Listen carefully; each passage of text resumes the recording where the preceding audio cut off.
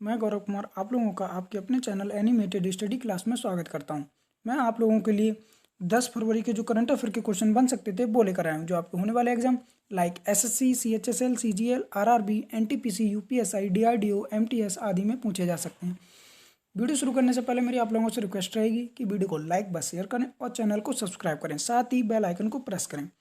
मैंने इस वीडियो की पीडीएफ का लिंक नीचे डिस्क्रिप्शन में दे दिया है, आप वहां से इसकी पीडीएफ डाउनलोड कर सकते हैं। अगर आप मेरे चैनल पे नए हैं तो चैनल को सब्सक्राइब जरूर कर लें, जिससे आप लोगों को जो भी मैं वीडियो डालूं उसका नोटिफिकेशन आप तक पहुंच जाए। ठीक है, चलिए तो आज के पहला क्वेश्चन देखते हैं। हाल ही में विश्व दलहन दिवस कब मनाया गया है? तो अभी हाल ही में 10 फरवरी के लिए, यानी कि आज विश्व दलहन दिवस मनाया जाएगा। अब यह क्यों मनाया जाएगा? तो विश्व दलहन दिवस इसलिए मनाया जाता है, जो दाल हैं उनमें आप लोगों को पता होगा बहुत सी प्रोटीन्स, विटामिन्स और वसा होती है, तो उससे लोगों में बहुत ही ज़्यादा एनर्जेटिक मात्रा होती है इन दालों में। तो इसीलिए यह वर्ल्ड दलहन दिवस यानी कि विश्व दलहन दिवस मनाया जाता है 10 फरवरी के लिए। ठीक है, अभी तक आप लोगों को मैंने फरवरी यानी जनवरी और फरवरी में जितने भी इंपॉर्टेंट डेज वाले क्वेश्चन कराए आप उन्हें एक बार फिर से देख लीजिए, क्योंकि इंपॉर्टेंट डे से बहुत ही बहुत से एग्जामों में क्वेश्चन पूछे जाते हैं। ठीक है, तो चलिए आगे बढ़ते हैं। हाल ही में कौन सा देश दुनिया का सबसे बड़ा ऑफशोर विंड फार्म स्थापित करेगा? तो दुनिया का सबसे बड़ा ऑफशोर विंड फार्म स्थापित करेगा दक्षिण कोरिया। कौन? साउथ कोरिया दुनिया का सबसे बड़ा ऑफशोर विंड फार्म स्थापित करेगा। अब ये ऑफशोर विंड फार्म क्या है? तो इससे आप लोगों को पता होगा, आप लोगों ने एक टर्म सुना होगा, पवन चक्की। क्या? पवन चक्की से बिजली यानी कि एनर्जी उत्पन्न की जाती है। तो जो पवन चक्की होती है उसे ऑफशोर विंड फार्म कहते हैं। तो पवन चक्की से दुनिया में सबसे ज़्यादा एनर्जी पैदा करेगा अब दक्षिण कोरिया। कौन? यानी कि पवन चक्की दुनिया का सबसे बड़ा ऑफशोर विंड फार्म स्थापित करेगा दक्षिण कोरिया। उम्मीद आप लोग अच्छे से क्वेश्चन समझ पा रहे होंगे। अब दक्षिण कोरिया करेगा तो दक्षिण कोरिया को मैप में देखते हैं। ये वाला जो पार्ट दिख रहा है यही दक्षिण कोरिया। कौन है? दक्षिण कोरिया। अच्छा, यहाँ पर आप लोगों को ये रेड वाली लाइन दिख रही है, इसका क्या तात्पर्य है? तो जो नॉर्थ कोरिया और साउथ कोरिया है, तो इनके बीच जो डिवाइडेड लाइन है वह यही है, और इसे 38 पैरेलल कहते हैं। क्या कहते हैं?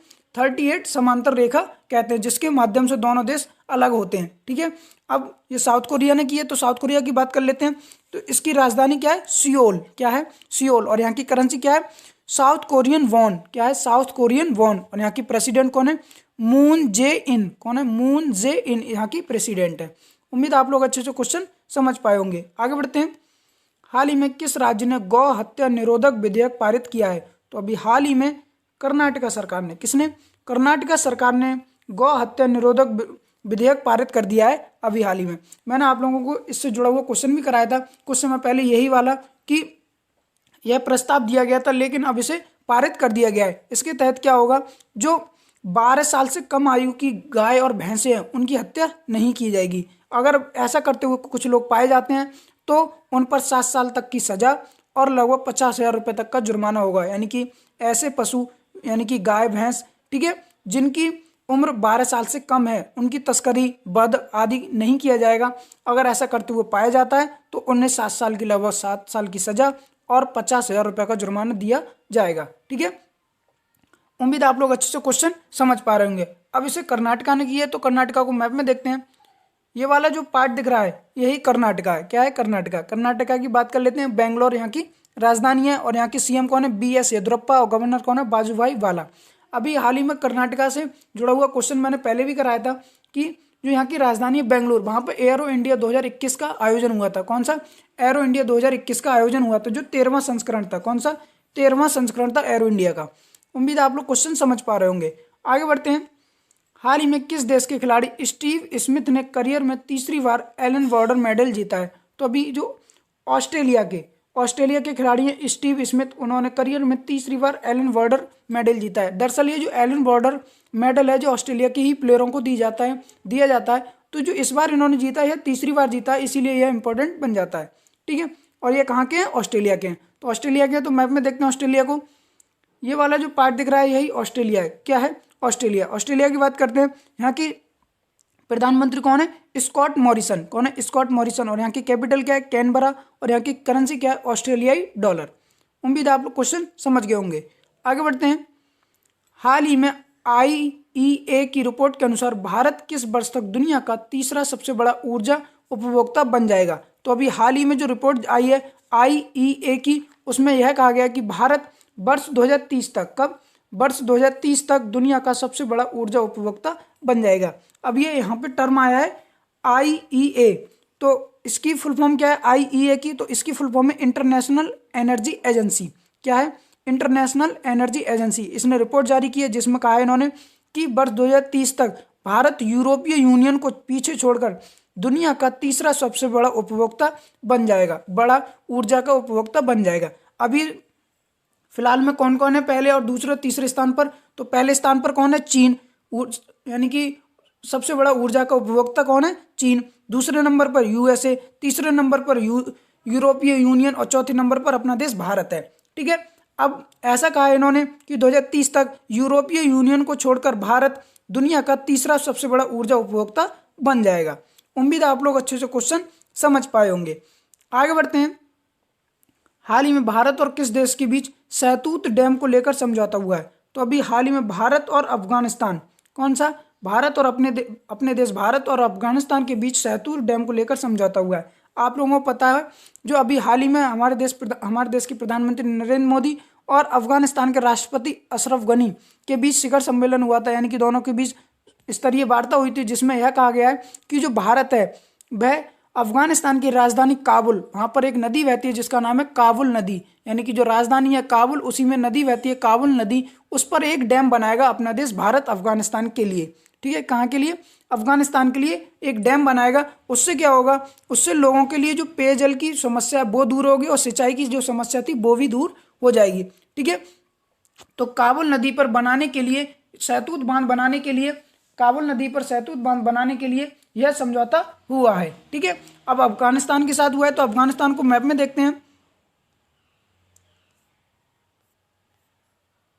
आप देख सकते हैं ये वाला जो पार्ट दिख रहा है जिसे मैंने लाइनिंग किया है यही अफगानिस्तान है। कौन है? अफगानिस्तान है। ठीक है, आप लोगों को मैंने अभी कुछ दिन पहले क्वेश्चन भी कराया था। भारत सरकार के द्वारा अफगानिस्तान में 5 लाख कोरोना वैक्सीन की डोज भेजी गई थी। कितनी? 5 लाख कोरोना वैक्सीन की डोज भी भेजी गई थी अफगानिस्तान के लिए भारत सरकार के द्वारा। ठीक है, अफगानिस्तान की बात करते हैं। यहाँ की राजधानी काबुल है, यहाँ की प्रेसिडेंट अशरफ गनी है। कौन है? अशरफ गनी। और यहाँ की करेंसी क्या है? अफगान अफगानी। क्या है? अफगान अफगानी। अच्छा, भारत की कुछ सीमा यहाँ से, यहाँ पे मैंने रेड पार्ट किया है, यहाँ पे भारत की कुछ सीमा अफगानिस्तान से लगती है। तो यह जो सीमा लगती है यहाँ पे कौन सी रेखा है? तो यहाँ डूरंड रेखा है, यानी कि डूरंड रेखा के माध्यम से अफगानिस्तान और भारत की सीमा जुड़ती है। उम्मीद आप लोग क्वेश्चन समझ पाए होंगे। आगे बढ़ते हैं। हाल ही में राजीव कपूर का निधन हो गया, वह कौन थे? तो अभी हाल ही में राजीव कपूर का निधन हो गया। यह एक बॉलीवुड अभिनेता थे। कौन थे? बॉलीवुड अभिनेता थे। आप इमेज में देख सकते हैं जो दिख रहे हैं यही राजीव कपूर है। कौन है? राजीव कपूर। आगे बढ़ते हैं। हाल ही में किस राज्य सरकार ने राज्य नियंत्रण कक्ष स्थापित करने की घोषणा की है? तो अभी हाल ही में उत्तर प्रदेश सरकार ने, किसने? उत्तर प्रदेश सरकार ने राज्य नियंत्रण कक्ष स्थापित करने की घोषणा की है। अब यह राज्य निरीक्षण कक्ष क्यों स्थापित करने की घोषणा की है? तो उत्तर प्रदेश ने सरकार ने कहा है, अभी आप लोगों को पता उत्तराखंड में जो चमोली गांव में, यानी कि चमोली जिले में जो ग्लेशियर फटने की घटना हुई थी उसमें कुछ लोगों को, यानी कि काफ़ी सारे लोग मर गए हैं और कुछ लोग लापता हैं। तो ऐसे लोगों की यानी कि सहायता करने के लिए यह राज्य नियंत्रण कक्ष स्थापित करने की घोषणा की है। यानी कि अगर आप कोई लोग मुसीबत में है तो आप यहाँ पर एक व्हाट्सएप नंबर जारी किया गया है, आप उस पर सूचना दे सकते हैं उसके माध्यम से, तो उत्तर प्रदेश सरकार उसमें जाकर मदद करेगी, ऐसा कहा जा रहा है। ठीक है, उम्मीद है आप लोग क्वेश्चन समझ पा रहे होंगे।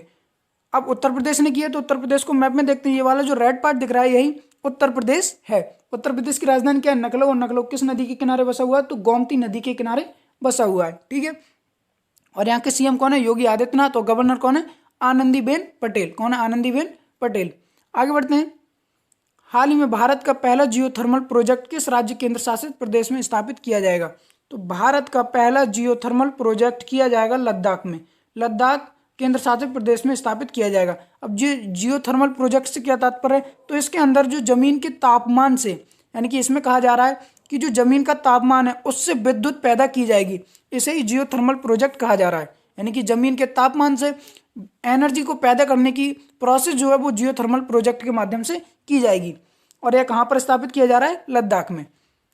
अब लद्दाख में किया जा रहा है तो लद्दाख को ये वाला मैप देख रहे हैं, ये वाला जो पार्ट लाइनिंग किया जैसे मैंने, ये भारत के अंतर्गत आता है। और ये वाला जो पार्ट दिख रहा है ये भी लद्दाख में ही काउंट होता है, बट यह गिलगिट बाल्टिस्तान वाला यानी कि पीओके वाला एरिया है। ठीक है, कौन सा है? पीओके वाला एरिया है। और जो भारत के अंतर्गत आता है यानी कि भी स्वतंत्र रूप से है, तो ये वाला जो मैंने लाइनिंग किया है यही लद्दाख है। ठीक है, आगे बढ़ते हैं।